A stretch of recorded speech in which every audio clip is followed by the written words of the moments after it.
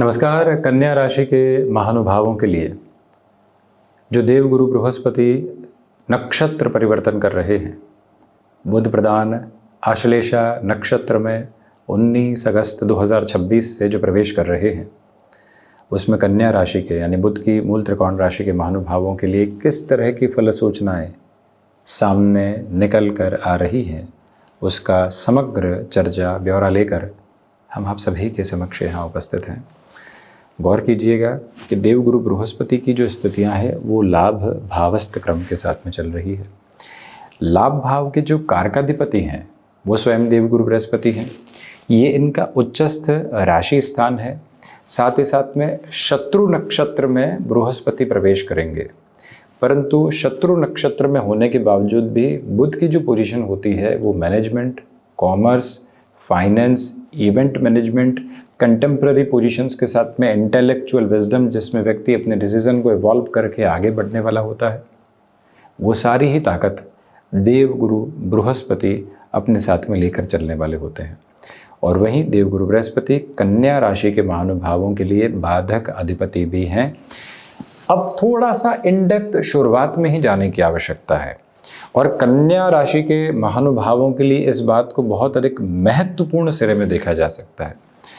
Business की position finance के साथ में, इंटेलेक्चुअल विजडम के साथ में, प्रोडक्ट या फिर सर्विस के साथ, और इन सभी के साथ तयशुदा समय पर समयबद्ध स्थितियों में कैसे व्यक्ति निर्णय ले रहा है और वो किस तरह से अपने भीतर की ताकत, कुव्वत और क्षमता को लेकर आगे बढ़ रहा है, इन सभी पर ये अंतराल निर्भर करने वाला होता है।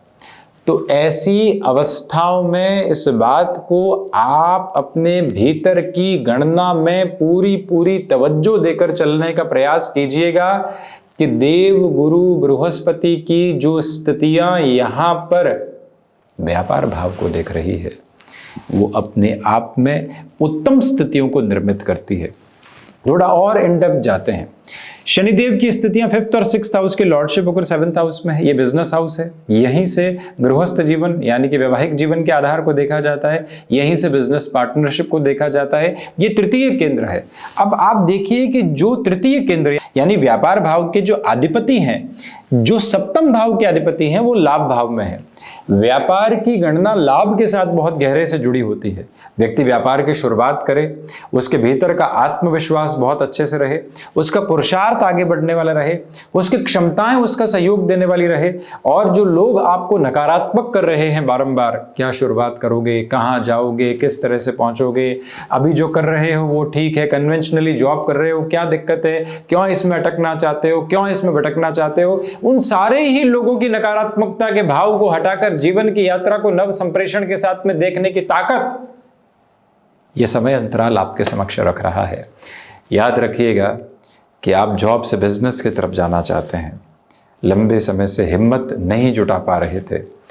सबसे भीतर की स्थिति होती है हिम्मत को जुटाना। ये शब्द एक शब्द नहीं है, अपने आप में पूरी की पूरी संभावनाओं का सिरा है। हिम्मत को जुटाना, भीतर बिखरी हुई हिम्मत है जो बारंबार विचारों की छटपटाहट के साथ में इधर उधर होती चली जाती है। उसको इकट्ठा करना, लोगों की नकारात्मकता को दूर करना, उसके बाद में अपने जीवन को देखना कि मैं क्या करना चाहता हूं, किस हिसाब से करना चाहता हूं, रिस्क प्रपोर्शन के साथ में मेरे पास में और रिस्क कैलकुलेटिव बेसिस के साथ में मेरे पास में क्या है, मेरे घर परिवार का सहयोग कितना है। तो श्रीमान आप ये देखिएगा कि आपके गृहस्थ पक्ष का सहयोग भरपूर है, आपके संतान पक्ष का सहयोग भरपूर है, आपके माता पिता का सहयोग आपके साथ में भरपूर है, और उस संप्रेषण के साथ में चलते हुए जिस और आप चलना चाहते हैं, बाजाप्ता आप अपनी स्थितियों को निरंतर तौर पर आगे की ओर बढ़ाने का कार्य कर सकते हैं। और उसमें भी देवगुरु बृहस्पति की 9वीं दृष्टि जो सप्तम भावस्थ क्रम के साथ में है, अमृतमयी आधार के साथ में है, आपके बिजनेस में जो इंक्रीमेंटल ग्रोथ इनिशियल बेसिस के साथ में होनी चाहिए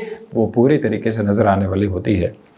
जब व्यक्ति अपने गृहस्थ के सहयोग के साथ में चल रहा होता है, संतान पक्ष के सहयोग के साथ में चल रहा होता है, उनसे भी महत्वपूर्ण मित्रों की हां के साथ में चल रहा होता है, तो फिर व्यक्ति और अधिक तीव्रता के साथ में अपने जीवन की क्रमबद्ध स्थितियों को साथ साथ में देखता चला जाता है। और ये जो पूरा ही समय सिरा है, ये जो पूरी ही अवस्था है, उस एक बात को लगातार आपके साथ में प्रखर प्रतिध्वनि में रखने वाली होती है, जहां से चिंताओं के सिरों को हटाकर जीवन यात्रा को जिस हस्ताक्षर के साथ में देखना है वो पूरी तरीके से नज़र आने वाली अवस्था है। और वहीं पर आप लंबे समय से वैवाहिक सुख की स्थितियों के साथ में नहीं जा पा रहे थे, यानी कि विवाह संबंधी क्रम में बार बार सगाई आ रही थी, ओरोका जिसको कहा जाता है नॉर्थ इंडिया के साथ में वो पोजीशन आ रही थी, लेकिन यहाँ एक्यूमुलेशन की तरफ वो पोजीशंस नहीं जा पा रही थी। अब वहाँ से सारगर्भित तौर पर आपके जीवन की ऊष्मा, आपके जीवन की प्रतिध्वनि निरंतर तौर पर आपको आगे बढ़ाती है और आप बिना किसी भी नकारात्मकता के भाव के जीवन को जिस सिरे के साथ में देखना चाहते हैं उसकी ताकत, उसकी तीव्रता को अपने साथ बनाकर बहुत अच्छे से बढ़ने का आयाम और कार्य कर सकते हैं। मन के भीतर की सारी ही दुविधाओं को हटाकर आप जैसे आगे बढ़ना चाहते हैं उस और बढ़ने का पूरा पूरा यत्न और प्रयत्न अपने साथ में करते आप चले जाइएगा।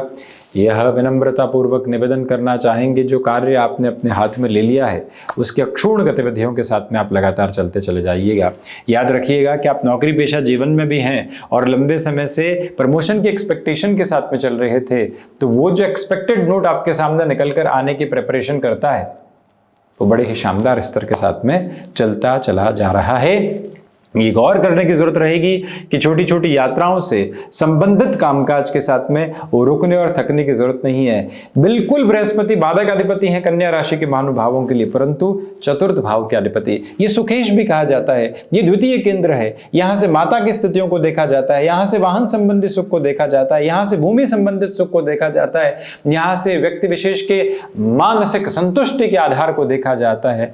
आप सोचिए कि जब ऐसे भाव के अधिपति लाभ भाव में उच्चस्थ हो, भले ही शत्रु नक्षत्री परिधियों के साथ में हो, परंतु प्रथम भाव के अधिपति के नक्षत्र स्थितियों के साथ में हो, तो आप जो स्टॉक इन्वेस्टमेंट करना चाहते हैं उसमें कंसिस्टेंसी बनी हुई है।